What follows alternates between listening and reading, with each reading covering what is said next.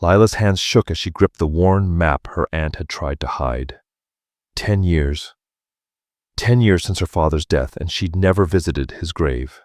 Not once. Her aunt had always found excuses.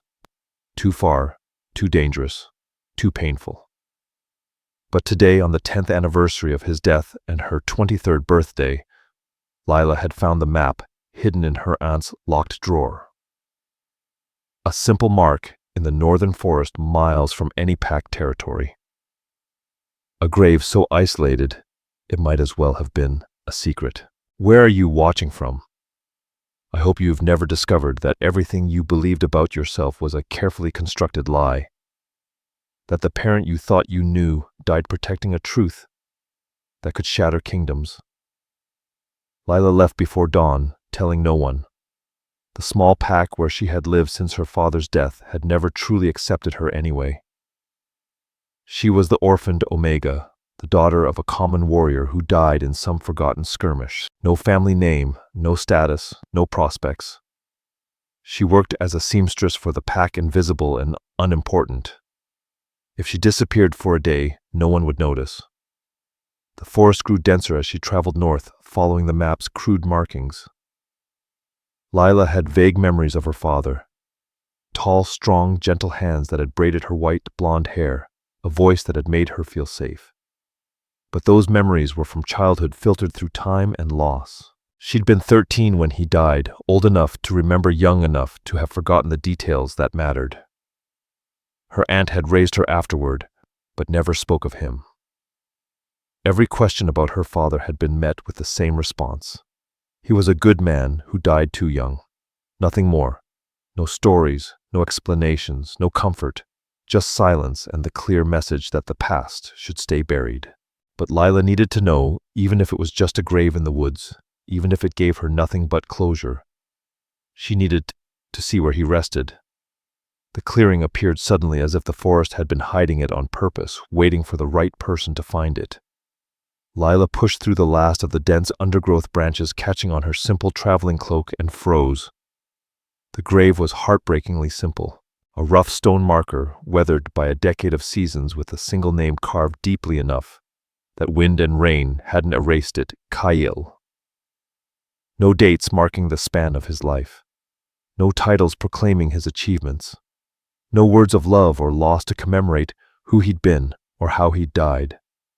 Just a name and a small clearing that had been maintained.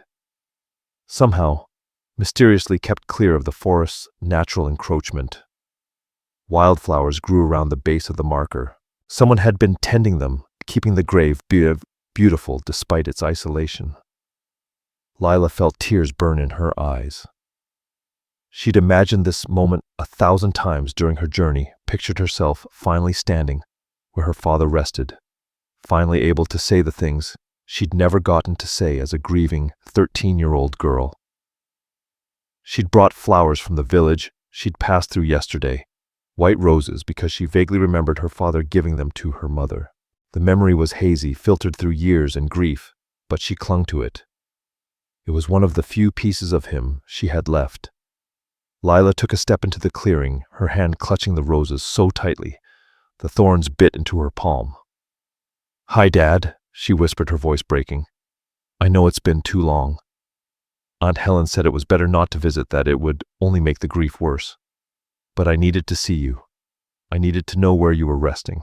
I needed to tell you that I—" Her words died in her throat because that's when she saw them.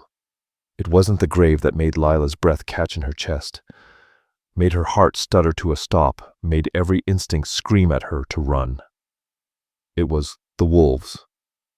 25 massive white wolves sat in a perfect circle around the grave marker, not lying down, not sleeping, sitting in formation like an honor guard, their bodies facing outward, protecting something precious at their center.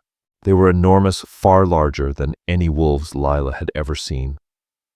Their fur was pure white, gleaming in the morning sun that filtered through the trees, and they were absolutely, utterly still. Lila took an involuntary step backward. Her movement broke whatever spell had held the clearing in silence. As one, all 25 massive heads turned toward her. 25 pairs of ice-blue eyes locked onto her face. She should run. Every instinct screamed at her to run. But her legs wouldn't move. Her father's grave was right there, and between her and it sat what looked like a mythical wolf army that shouldn't exist. The largest wolf sitting at the northernmost point of the circle rose slowly to its feet. It was massive even compared to the others, its shoulder easily reaching Lila's chest if it were to stand beside her. The wolf took 3 measured steps forward, never breaking eye contact with her. Then it did something that made Lila's mind stutter to a halt. It bowed. The massive white wolf lowered its enormous head until its muzzle nearly touched the ground. And behind it, like a wave, all 24 other wolves did the same, a perfect synchronized show of reverence. Lila's heart hammered against her ribs. This wasn't normal wolf behavior. This wasn't any kind of behavior she'd ever seen or heard of. Wolves didn't bow to omegas. Wolves didn't sit in perfect formation around graves. Wolves didn't look at you with the kind of intelligence and recognition gleaming in these ice-blue eyes. The largest wolf shifted its body, contorted, reformed, and within seconds a man knelt where the wolf had been. He was older, perhaps 50, with white hair, pulled back in a warrior's braid, and pale blue eyes that matched his wolf form. Scars crossed his bare chest and arms.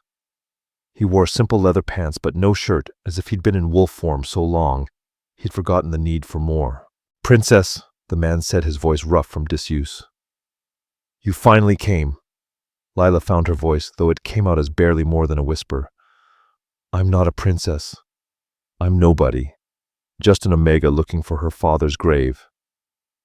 The man's weathered face softened with something that might have been grief or relief, or both. "You're Kale's daughter. That makes you everything." He touched his chest in a formal gesture. "I am Thorn First Guard of King Kale's elite.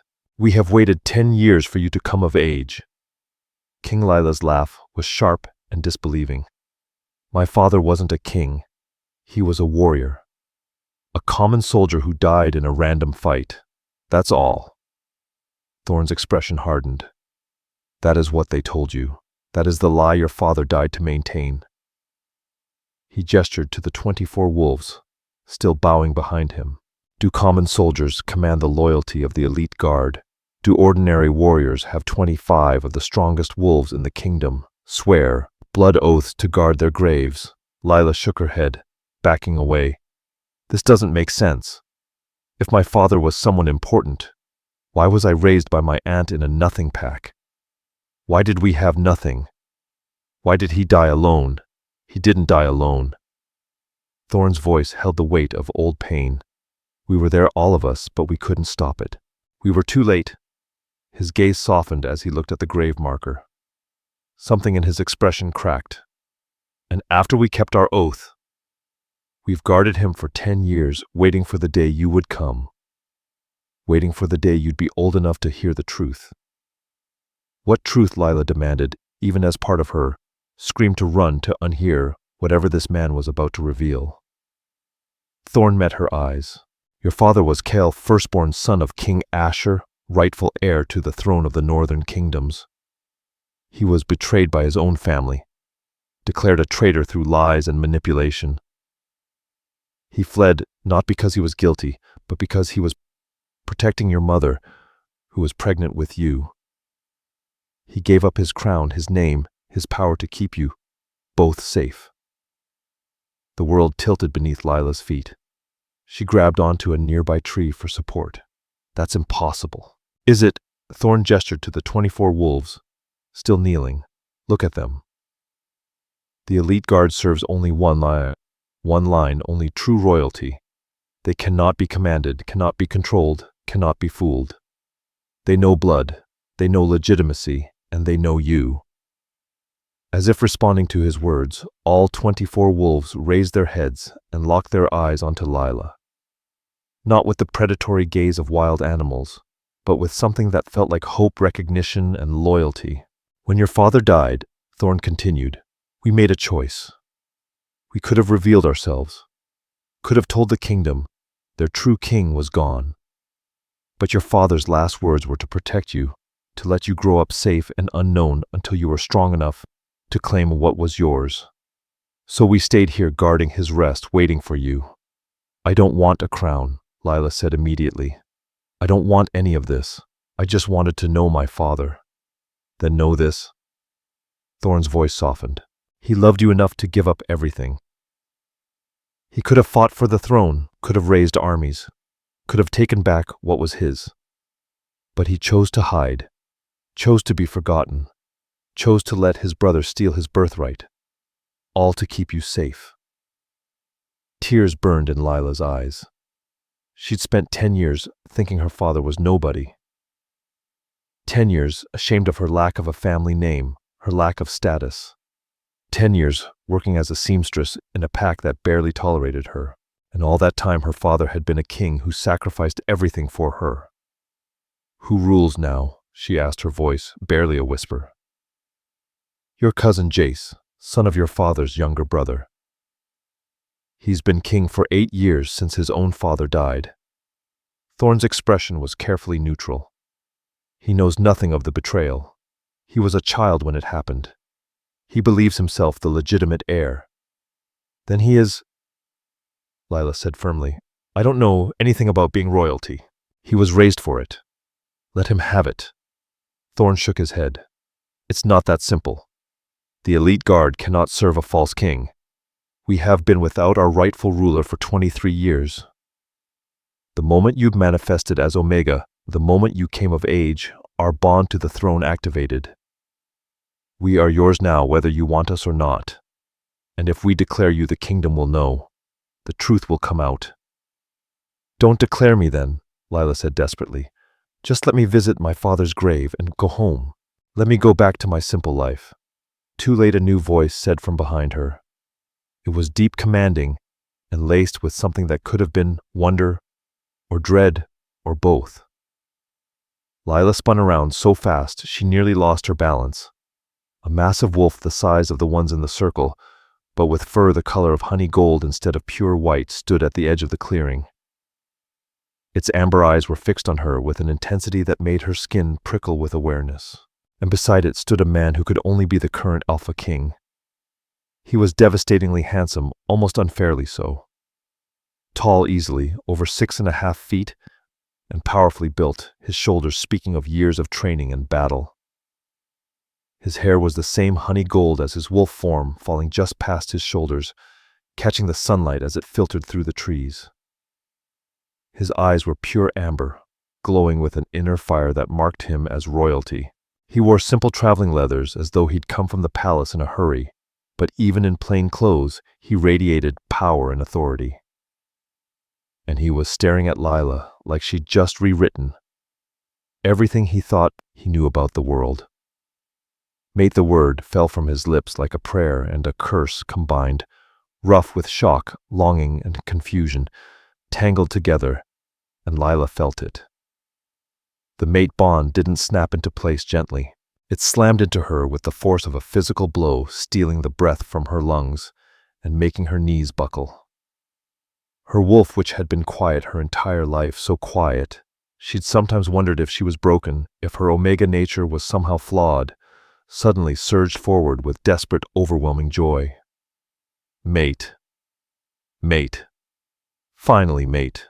The bond was a living thing, a golden thread that wrapped around her heart and pulled, insisting with primal certainty that this man, this stranger, this king was hers, that they belonged to each other with a rightness that transcended logic or timing or the impossible complications of their situation.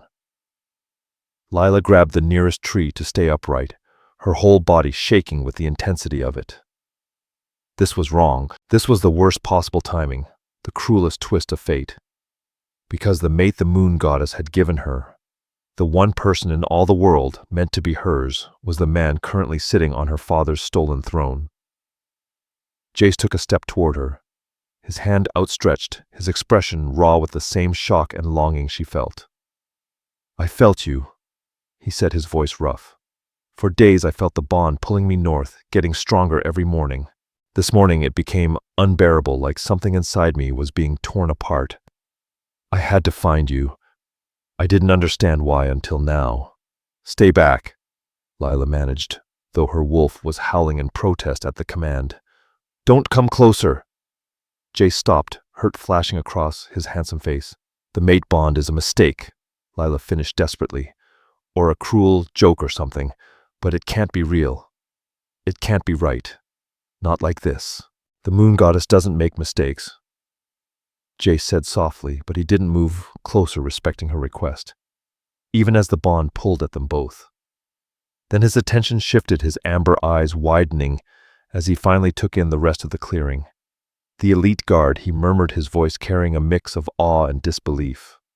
Moon goddess above. No one has seen them in over 2 decades. They disappeared when my father took the throne. Everyone thought they were dead. His gaze found Thorn standing in the formal guard position. Then back to Lila, and she watched realization begin to dawn in his amber eyes. Who are you? No one, Lila whispered, even as her heart broke at the lie. Just an Omega liar. Jace's voice carried alpha command, but it was gentle, confused rather than angry. The mate bond doesn't lie, and the elite guard doesn't bow to no one. He took another step forward, stopped when Lila flinched. Please just tell me your name. Lila, she replied, her voice steady despite the whirlwind of emotions inside her. Because what's the point of hiding it now? The moment the elite guard had bowed, her anonymity had ended. Lila, Jace repeated, as if testing the name, tasting how it felt on his lips. Then his gaze shifted to Thorn, his voice hardening with command. Who is she, and why do the elite guard bow to an Omega from a northern pack? Thorn's response was clear, formal, and final. She is Princess Lila, daughter of King Kale, rightful heir to the throne you currently occupy. The clearing fell into an oppressive silence. Jace stared at Lila, and she returned his gaze with her head lowered. The 25 wolves watched them, their ancient eyes full of patience, while somewhere deep in the forest, birds continued to sing, oblivious to the moment that would change everything. This isn't possible, Jace said, his voice filled with disbelief. My uncle said King Kale betrayed the kingdom, fled like a coward, died in exile. There was no daughter, no heir. Your uncle lied. Thorn's voice was cold like stone. King Kyle was betrayed, not the betrayer. He was the firstborn son, the legitimate heir. Your grandfather, King Asher, chose him. But your great-uncle Varric couldn't accept it. He wanted the throne for his line, so he manufactured evidence, spread lies, turned the council against Kyle. When Kale discovered his mate was pregnant, he chose to flee rather than drag an innocent into war. Jace's face drained of color as the words hit him. Varric. He's been my advisor since my father died. He's the one who told me about the old king's betrayal. He's the one who said the elite guard abandoned their posts. The elite guard, God, never abandons. Thorn's voice was ice cold. We were banished on false charges. We followed our true king into exile. And when he was murdered, we kept our oath. We've been here for 10 years, waiting. Murdered, Lila's voice cracked. You said he died in a fight. Thorn turned to her, his expression full of old seething rage. He was assassinated. Hunters found him when you were 13. They were hired to eliminate the last loose end. Your father fought. He killed 6 of them, but there were 10. He was trying to draw them away from your mother's grave. He led them here deliberately to this clearing where we were camped. We heard the fight. We came running, but by the time we arrived, he was dying. Tears poured down Lila's cheeks. Her father hadn't died in some random skirmish. He'd been hunted down, murdered, to erase the truth. Who hired them? Jace's voice was dangerously quiet.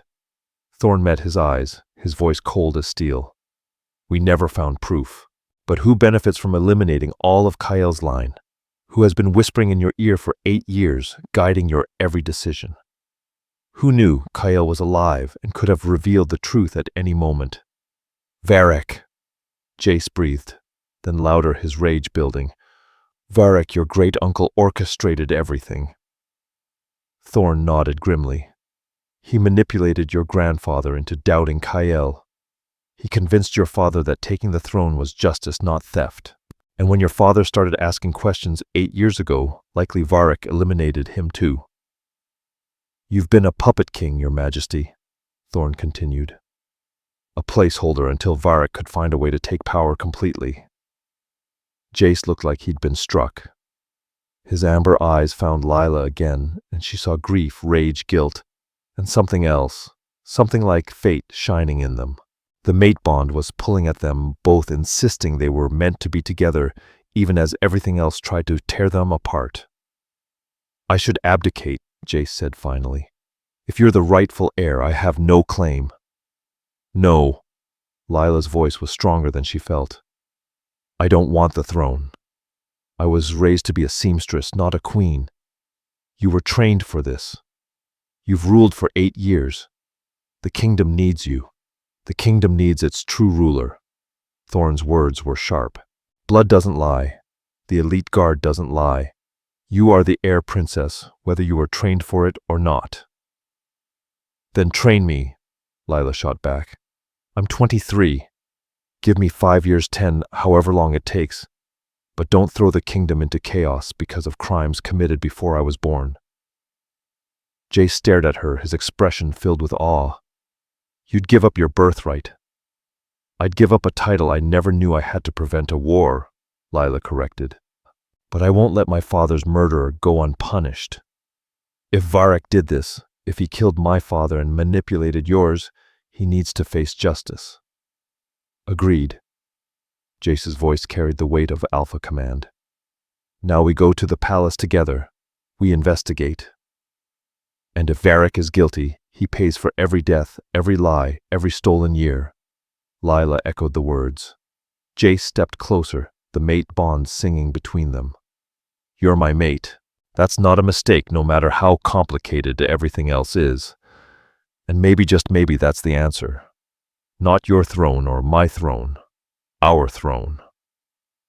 The kingdom has never had a co-ruling pair, Thorn said thoughtfully. But his tone was far from dismissive. The kingdom has never had a situation like this. Jace responded, his gaze intense. But I won't give her up. The moon goddess chose us for a reason. Maybe this is it. Maybe we're meant to unite what Varric tried to divide. Lila wanted to argue, to say it was too fast, too complicated, too impossible. But her wolf was howling with joy. The mate bond was pulling at her like a physical tether, and somewhere deep in her heart, something that might have been her father's legacy whispered that maybe, just maybe, this could work. We have to be smart about this, she said carefully. If Varric is as dangerous as you say, he'll fight. He'll manipulate. He'll try to turn the kingdom against us. Then we don't give him the chance. Jace's smile was sharp and dangerous. We play his game. We investigate quietly. And when we have proof, we strike. Thorn bowed, and behind him, all 24 wolves bowed again. The elite guard serves the throne. If you two rule together, we serve you both. Lila looked at the grave marker at her father's name carved in stone at the simple resting place of a king who'd given up everything to protect her. She made a silent promise. I'll make it mean something, Dad. I'll make your sacrifice count. Then she looked at Jace, the mate the moon goddess had chosen for her in the cruelest, most perfect twist of fate. Together then. But if this goes wrong, I'm blaming you. Jace's laugh was surprised and genuine. Fair enough, but it won't go wrong. We won't let it. As they prepared to leave the clearing, the 25 white wolves rose from their positions around the grave. In perfect formation, they surrounded Lila and Jace, creating a moving guard of mythical protectors. For the first time in 10 years, the elite guard left their post because their true purpose had arrived. The princess had come home, and with her, maybe the kingdom could finally heal. The journey to the palace took 2 days. They traveled carefully with Jace, sending his golden wolf ahead to warn the palace guard of their arrival. While Lila rode with Thorn and the elite guard, the wolves moved through the forest like ghosts, silent and swift, drawing no attention. Jace explained as they traveled. I felt the mate bond pulling me north for days, getting stronger each morning.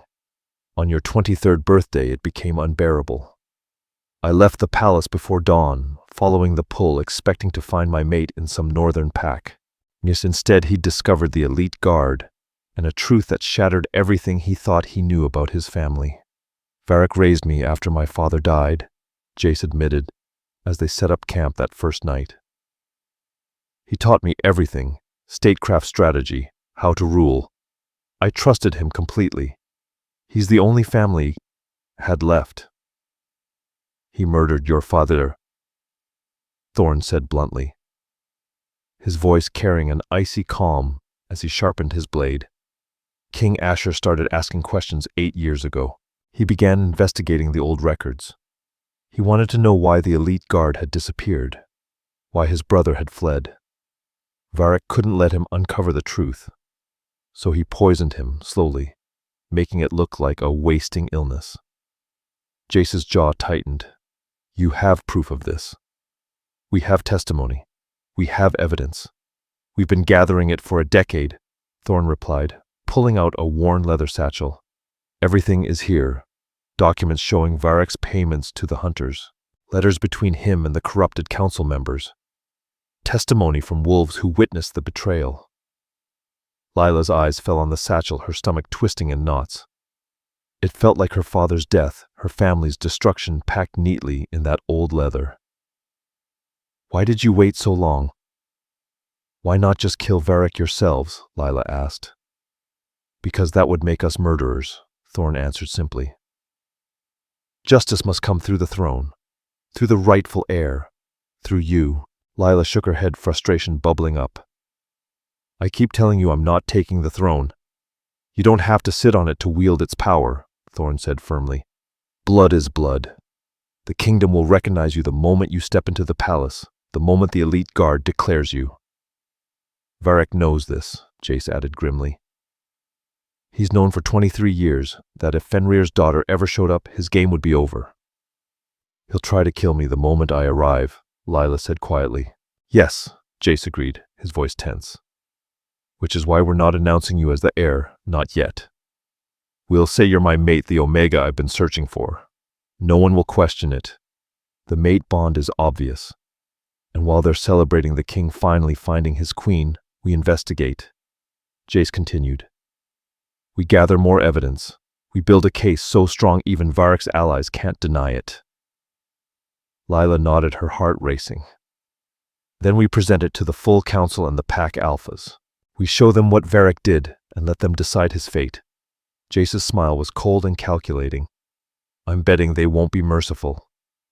The plan was risky, but it had merit. Everything about their situation was risky, but there was no other choice. As they made their way to the palace, the capital city appeared on the morning of the third day. It was larger than Lila had ever imagined, sprawling across a valley with the royal palace rising at its center. Its white stone crown-like against the skyline. Thousands of wolves lived there, all of whom believed Jace was the rightful king. They had no idea about the betrayal that ran so deep in their history. The elite guard can't enter the city, Thorn explained. We've been officially banished. If we're seen, it'll cause an immediate alarm. We'll camp in the forest and wait for your signal. Lila raised an eyebrow. How will I signal you? Thorn pressed a small silver whistle into her hand. Only those of royal blood can make this sound. When you need us, blow it. We'll come. Lila tucked the whistle into her dress pocket, her heart heavy with disbelief. Behind Thorn stood the 25 massive white wolves, her father's guard now her guard. It all still felt impossible. Thank you, she said quietly, for waiting, for keeping faith. Thorn bowed. We are yours, princess, now and always. Jace shifted to his human form and offered Lila his hand. Ready to meet the vipers? Not even slightly, Lila admitted, but she took his hand anyway. Together, they walked toward the palace that should have been her birthright, toward the uncle. No, the man who'd stolen it, and toward whatever ending this tangled story would lead them to. The palace guards recognized their king immediately and opened the gates. Jace's return caused an immediate stir. Servants rushed to attend him, and advisors appeared from various halls. Within minutes, an older man with silver hair and calculating eyes descended the grand staircase. Jace, the man said warmly, his arms outstretched. "We were worried when you left so suddenly. Is everything all right?" "Everything is perfect," Jace replied, his smile not reaching his eyes. "I found my mate." Varek's gaze shifted to Lila, and for a brief moment something flickered in his expression. Recognition? Fear before it was gone too quickly to name. "How wonderful," Varek said, his voice smooth. "The kingdom will be overjoyed. Come, you must tell me everything. Who is she? Where did you find her?" Lila held her ground, heart pounding. "Her name is Lila Jace," said, pulling her close. "And she's from a small northern pack. Nothing too exciting. But the mate bond doesn't lie." Varek's eyes narrowed. "No, it certainly doesn't." "Welcome to the palace, my dear." Lila forced herself to meet his gaze, though her stomach twisted in disgust. This was the man who had ordered her father's death. The man who had manipulated and murdered his way to power. Varek studied her like he was trying to place her face, trying to figure out why she looked so familiar.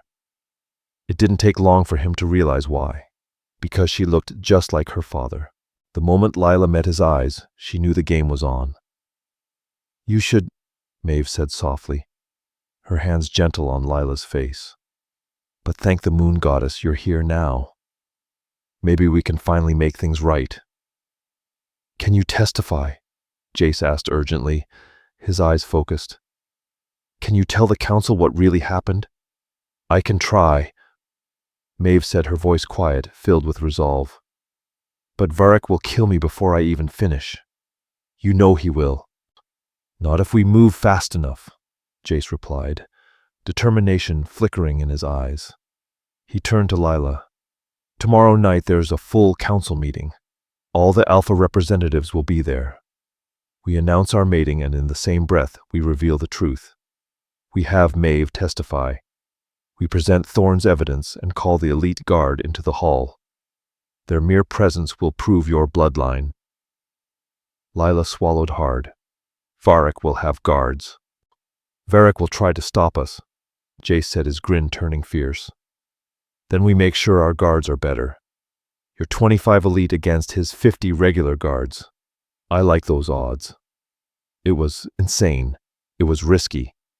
It could end with all of them dead if Varek acted fast enough. But it was also their only chance to expose the truth before Varek eliminated them one by one. "We have one day to prepare," Lila said, her voice steady, despite the weight of the moment. They spent the entire day gathering allies. Jace quietly brought in his most trusted guards, Stone and Winter, into the plan. Maeve prepared her testimony, writing down every detail she could remember. And Lila met with Thorn at midnight in the forest, explaining the plan and confirming the elite guard would be ready. "It's risky," Thorn said, his voice tinged with caution. "Everything about this is risky," Lila countered. "But if we don't act now, Varek will. He's suspicious. I saw it in his eyes. Give him another day and he'll have me killed and make it look like an accident." Thorn nodded slowly. "Then we'll be ready. When you blow that whistle, the elite guard will come and Varek will face justice at last." The council meeting began at sunset. The great hall was bathed in the warm glow of hundreds of candles, casting dancing shadows on the ancient stone walls. Representatives from every major pack in the kingdom crowded the room, their whispers filling the air with curiosity and speculation. Alphas, betas, important omegas who had earned positions through skill or wisdom. All of them wondering what could be so urgent that the king would call them with only a day's notice. Jace and Lila entered together, and the whispers started immediately spreading like wildfire. The mate bond between them was undeniable, and it radiated power and invisible force that made heads turn and conversations stop mid-sentence. Mate bonds involving royalty carried an extra weight and intensity that commanded attention. Varric sat at the high table, his expression carefully neutral, almost pleasant. But Lila saw how his eyes tracked her every move. She saw the wheels turning behind those cold eyes. He had been watching her all day, suspicion growing with every passing hour. The night before, he'd appeared outside her chambers claiming he wanted to welcome the king's new mate. But his eyes had been cold, calculating, searching for proof that she was who he feared her to be. Jace called the meeting to order his alpha command, silencing the murmurs instantly. "Thank you all for coming on short notice," Jace began. "I know many of you have traveled far, but I have news that couldn't wait. First, the wonderful news. I found my mate." As the hall erupted in cheers and congratulations. The pack alphas raised their fists in salute. The omegas clapped and shouted blessings. A king finding his mate meant heirs, stability, and strength for the kingdom. Jace allowed them to celebrate for a long moment, accepting their joy with warmth. Then he raised his hand for silence. "But there's more," Jace said, his voice carrying a weight that made the celebration stop. "Something that requires the full council's attention, a truth that's been buried for over 20 years. The hall fell silent. Varric leaned forward slightly, his face showing polite interest, but his hands gripped the edge of the table so tightly that his knuckles went white. "My mate's name is Lila," Jace continued, his voice clear and strong. "And she is the daughter of King Kyle, rightful heir to the throne I currently occupy." For 3 heartbeats there was absolute silence. Then the hall exploded. Shouts of disbelief, anger, and confusion filled the air. Varric shot to his feet. "That's impossible," he roared. "King Kyle was a traitor who died in exile. He had no heir. This is a trick. Is it?" Jace gestured toward the doors. "Allow me to explain." The great hall doors swung open, and through them walked Thorn, followed by 24 massive white wolves in perfect formation. The elite guard, legendary protectors of the true royal line, thought lost for over 2 decades. The hall fell into shocked silence. Every wolf in the room knew the stories. The elite guard couldn't be commanded. They couldn't be fooled. They served only legitimate royalty. And they walked directly to Lila and bowed. "The elite guard recognizes Princess Lila," Thorn announced, his voice ringing throughout the hall. "Daughter of King Kale, granddaughter of King Asher, the rightful heir." "Lies." Varric's voice cracked with desperation. The elite guard abandoned their posts. They were banished for conspiracy. "We were banished by you," Thorn said coldly, turning to face Varric. "You manufactured evidence against King Kyle because you wanted the throne for your line. You convinced King Asher that his eldest son was a traitor. You hired hunters to murder Kyle when he fled, and you poisoned King Theron when he started asking too many questions." "These are wild accusations," Varric snarled, but sweat beaded on his forehead. "Now are they?" Thorn asked, his voice filled with ice. Maeve stood, her voice trembling but firm. "I was there, Varric. I witnessed your meetings with the old council. I saw you forge the documents that condemned Kyle. I helped heal the leader of the hunters after Kale nearly killed him, before your assassin succeeded. And I watched you slowly poison Theranon with the same compound used to fake Kale's treachery. I kept silent for years because I was afraid. But I'm not afraid anymore." Varric's face went from red to white. "You're senile," he sneered. "Your testimony means nothing." "Then what about these?" Jace said, holding up the leather satchel Thorn had given him. "Payment records to the hunters. Letters in your handwriting arranging Kyle's assassination. Testimony from pack members who witnessed your conspiracy. All carefully preserved by the elite guard for 10 years, waiting for the rightful heir to return." The council members were murmuring now, looking at Varric with suspicion and horror. The alpha representatives stood slowly distancing themselves from him. Even his own guards seemed uncertain. "This is a coup," Varric hissed. You're trying to steal my nephew's throne using a fake princess and forged documents. Then let's prove it, Lila said, speaking for the first time. Her voice was quiet, but in the stunned silence everyone heard. The elite guard serves only true royalty. They cannot be controlled or deceived. If I'm fake, they wouldn't bow to me. She pulled out the silver whistle Thorn had given her. And I couldn't do this. She blew the whistle. No sound came out that human ears could hear, but every wolf in the hall, from the weakest Omega to the strongest Alpha, dropped to one knee, compelled by something ancient and absolute, the command of true royalty. Only Varric remained standing, gripping the table so tightly his knuckles turned white. Blood command, someone whispered in awe. Only the true royal line can do that. She's real, another voice said, disbelief and wonder in their tone. The princess is real. Lila released the command, and the wolves slowly rose, gazing at her with awe, confusion, and recognition. She was the heir, there was no doubt now, and that was when Varric made his move. With desperate speed, he grabbed a knife from the table and lunged at Lila. But he wasn't fast enough. The 25 elite guard wolves moved as one, intercepting him before he'd taken 3 steps. Thorn shifted and caught Varric's wrist, twisting it until the knife fell to the floor with a sharp clatter. It's over, Thorn said, his voice steady as a stone. Your conspiracy, your lies, your murders, it's all over. Varric struggled, his face twisted with fury. She shouldn't exist. Kale should have stayed dead. This throne is mine. No. Jace's voice was quiet but firm. It never was. He turned to face the council. I ask for your judgment. This man murdered my father. He murdered Princess Lila's father and conspired to steal the throne through deception and violence.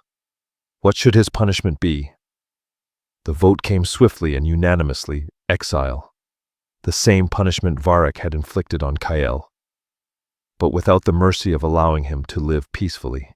He would be driven from every packed territory, forbidden from ever returning left, to survive alone in the wilderness. A fate worse than death for any wolf.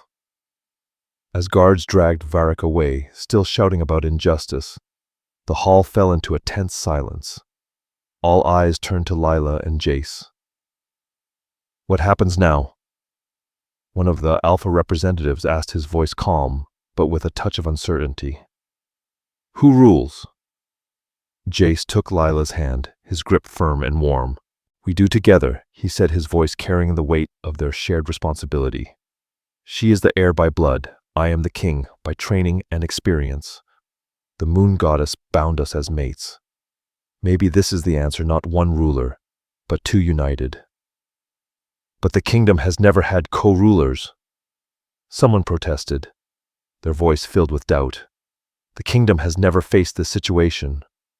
Jace replied, his eyes burning with quiet determination. But I think it's time for something new, a partnership, a balance. Lila looked around at the faces staring back at her, hundreds of wolves waiting for her answer. She thought of her father, the man who'd given up this crown to protect her. She thought of the elite guard who'd spent a decade watching over her in loyal vigil. And then she thought of Jace, her mate who could have fought her claim but had chosen to share power instead. I will, she said, her voice steady but full of emotion. For my father, for the kingdom, and for us. The hall erupted in cheers. As Jace pulled her close, the mate bond between them surged to life, and the elite guard howled their approval. Lila felt a sense of purpose settle in her chest, belonging home. She'd come to the forest searching for a grave and found a kingdom. She'd come looking for a dead father and found a living legacy. And maybe, just maybe, that was what her father had wanted all along, to see her take back what was stolen, to make his sacrifice mean something, to become the queen he had always known she could be. 5 years later, Lila stood in the same forest clearing where everything had changed. The simple grave marker had been replaced with a proper memorial, now white stone carved with her father's name, his achievements, his titles, and most importantly, the truth of his sacrifice. But the clearing itself remained peaceful, hidden a place for private reflection, not public ceremony. Her father would have wanted it that way. Jay stood beside her, their 2-year-old twins playing at their feet under the watchful eyes of 25 patient guardians. Their daughter Isla had inherited Lila's pale coloring, platinum blonde hair that caught the sunlight like spun silver porcelain skin, and the same icy blue eyes that marked the old royal line. She was currently trying to climb onto Thorn's back, giggling as the old warrior shifted gently to help her get a better grip. Their son Asher, named for his great-grandfather, had Jace's honey gold hair and his father's confident bearing. But his eyes were his mother's blue, like the sky. He was more serious than his twin, studying everything with careful attention. Right now, he was examining the memorial stone with the kind of focus that seemed far beyond his 2 years. Mama Isla called out from Glacier's back. "Why is Grandpa's stone so big now?" Lila smiled, walking over to lift her daughter down. Glacier had indulged her long enough. "Because we wanted everyone to know the truth about him," she said softly, "about who he was and what he did for us." "He was king," Asher said solemnly, his tiny hand tracing the carved words he couldn't yet read. "Like Papa, and like you, Mama." "That's right, my clever boy," Lila said, running her fingers through his golden hair. "Your grandfather was a very good king who made very hard choices to keep the people he loved safe." "Did he keep you safe?" Isla asked, always the more direct of the two. "Yes, sweetheart," Lila replied gently, her voice thick with emotion. "He kept me so safe that I didn't even know I needed protecting. That's what the very best parents do. They protect you without you even realizing it." Jace joined them, resting his hand on Lila's shoulder. "Do you think he'd be proud?" Lila asked softly, looking at her father's memorial. It was a question she asked often, especially on days when she questioned her decisions. "I think he'd be amazed," Jace said, wrapping his arm around her waist and pulling her close. "You've done what he couldn't. You've united the kingdom, made peace between the old guard and the new. Given our people the truth they deserved while maintaining the stability they needed." "We did it," Lila corrected, leaning into his warmth. "Together." That was their motto, carved into the new seal they designed for their joint reign, 2 wolves, 1 white, 1 gold, standing side by side beneath the words, "Stronger together." The old seal had shown a single wolf standing alone, dominant and isolated. Their new one showed partnership, balance, unity. Papa Asher tugged on Jace's pants. "Gamma Thorn says Grandpa had 25 guards like us." "That's right," Jace said, kneeling to his son's level. "Your grandfather commanded the elite guard's loyalty through his strength and his honor. Now they protect you and your sister because of him. Because his line continues through your mama. And through you," Thorn added, shifting to human form, as he approached Isla, still clinging to his shoulder. The years had been kind to the old warrior. His hair had turned more white. His face had more lines, but he still moved with the same fluid grace, the same lethal confidence. "The elite guard serves the throne," Thorn said, his voice full of quiet strength. "With you two ruling together, we serve both lines, the old and the new, united at last." Isla reached for her mother, and Lila gently took her, settling her daughter on her hip. "Will you protect us forever?" Isla asked Thorn with the innocent curiosity only a child could ask. "Until my dying breath," little Princess Thorn promised, his voice solemn. "And when I fall, another will take my place. The elite guard's oath is eternal." "But won't you be sad?" Isla's lower lip trembled. Thorn's weathered face softened, his eyes misting slightly. "Death isn't something to fear when you've lived with purpose. I waited 10 years for your mother to come of age. I've watched you both grow from infants to clever, strong children. I've seen the kingdom heal. My purpose is fulfilled. Whenever death comes, I'll face it with honor." "Not for many years yet," Lila said firmly, reaching out to squeeze Thorn's shoulder. "We still need you. The twins need you. Your family now." Something shifted in Thorn's expression, a flash of emotion quickly controlled. In all his years of service, he'd never been called family. The elite guard were respected, honored, feared even. But they stood apart, elevated above ordinary wolves by their oath. To be called family by his princess was a gift he hadn't expected. "Then I'll stay as long as I can," he said quietly. Asher tugged on Lila's dress. "Mama, tell the story about how you found Grandpa." It was their favorite bedtime story, though Lila suspected they enjoyed the drama of wolves and secrets more than they fully understood the deeper meaning. Still, she knelt in the soft grass, pulling both twins into her lap, and began the tale they'd heard 100 times. 10 years ago, when I was 23 years old, I left my pack with nothing but a map and white roses. Jace sat beside her, adding the details she forgot, making the twins laugh with his exaggerated voices for different characters. The 25 wolves of the elite guard lounged around the clearing in their wolf forms, some basking in patches of sunlight, others watching the tree line with eternal vigilance. This clearing had been their home for 10 years, their post, their sacred duty. Now it was a place of remembrance and family, of children's laughter and healing. When the story ended with Lila and Jace ruling together and everyone living happily ever after, Isla yawned widely. "I like when the 25 wolves bow," she said. "That's the best part. I like when Mama blows the whistle and everyone has to listen." Asher added, "Can you do it now, Mama?" Lila smiled and pulled out the silver whistle she still carried, the one Thorn had given her that first day. She put it to her lips and blew. Though no sound came out that human ears could hear, every wolf in the clearing snapped to attention, their powerful forms responding to the royal command to the bloodline only true descendants could wield. The twins giggled as the wolves turned to look at them, then returned to their relaxed positions. For the children, it was a game, a proof of their mother's special power. They didn't yet understand the weight of that gift, the responsibility it carried. But they would in time. Lila and Jace would make sure their children understood what it meant to rule with honor, to value truth over convenience, to remember the sacrifices that gave them this peaceful childhood. As the sun began to set, casting golden light through the trees, they prepared to leave.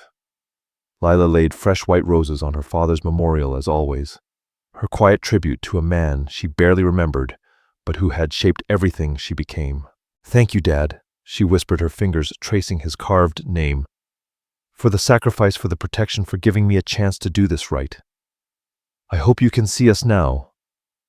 See what we've built from the ashes of your stolen reign. I hope you know it wasn't in vain." The memorial stone gleamed in the soft light, its surface catching the sunlight just right, glowing like approval, like peace. A father who had died protecting his daughter, watching her now ruling the kingdom he had lost, raising children in the safety he'd paid for with his life. Jace gathered Asher, while Lila carried Isla, and together they walked back through the forest toward the palace. The elite guard fell into formation around them, a living wall of protection that had stood for over 3 decades. They'd protected Kyle until his death. They'd guarded his grave for 10 years. And now they protected his grandchildren, the next generation of the line they'd sworn to serve. As they emerged from the forest, the capital city spread before them. The lights of the city began to glow in windows as evening settled in. Their kingdom, their home, built on truth, partnership, and the refusal to let old betrayals define their future. Isla stirred against Lila's shoulder. "Mama, will you tell us the story again tomorrow?" "Every day if you want," Lila promised. "Your grandfather's story, your parents' story, the story of how 25 loyal wolves waited a decade for justice and got it. How love and truth can overcome even the darkest conspiracies. How mates meant to be together will find each other even when fate seems impossibly cruel." "That's my favorite part," Jace said, shifting Asher to better see his face. "The part where your mama and I met, where everything impossible became possible. Because the moon goddess doesn't make mistakes." Asher, reciting from memory, added, "Exactly right, my brilliant boy." Cassian kissed his son's forehead. They walked through the streets where people waved and called out greetings, where children played and merchants closed their shops. Life continued peacefully and prosperously under the reign of two rulers who'd proven that sharing power made everyone stronger. The co-regency that had seemed so radical 5 years ago was now simply the way things were. So successful that neighboring kingdoms had started considering similar arrangements. That night, after the twins were asleep in their royal nursery, guarded by 6 elite guard wolves, who took the night watch, Lila and Jace stood on their private balcony looking out over the city they ruled together. "Do you ever wonder what would have happened if Varric had succeeded?" Lila asked softly, leaning back against Jace's chest as his arms wrapped around her. "If Thorn hadn't found me, if I'd never visited my father's grave," every day, Jace admitted.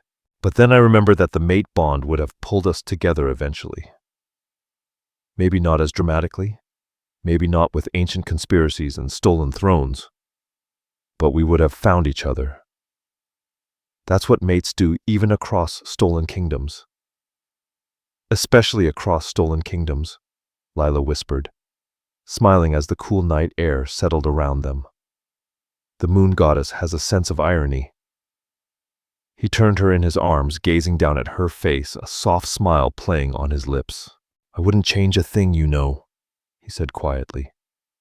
"Not the pain, not the hardships, not even Varric's betrayal, because it all led me to you, and you brought me the truth. Together, we've given this kingdom something it's been missing for 23 years, a ruler who actually deserves the crown." "Rulers plural," Lila corrected, reaching up to touch his face, her fingertips gentle against his skin. "We deserve it together. Neither of us could have done this alone." "No," Jace agreed, leaning down to kiss her forehead, her cheeks, and finally her lips. "Together. Always together." From their posts around the palace, 25 massive white wolves howled their ancient song. It had been silent for a decade, then hidden for another 5 years, but now it was the anthem of the kingdom's rebirth.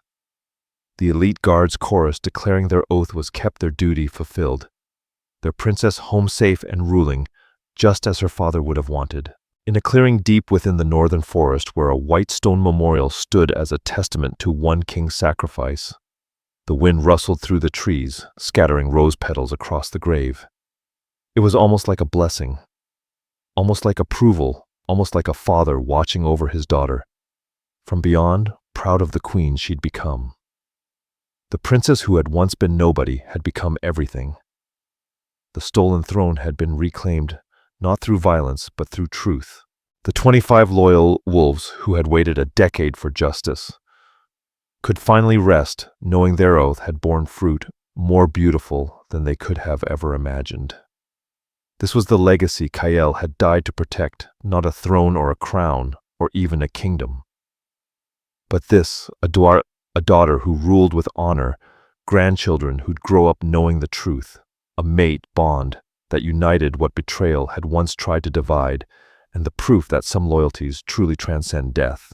The guards never broke their oath, and neither would she. If you enjoyed this story of buried truths and ancient oaths, please subscribe for more werewolf romance tales. Leave a comment telling me what you thought of Lila and Jace's journey from that fateful clearing to ruling together. Your support means everything and helps me create more content like this. Thank you for watching, and I'll see you in the next one.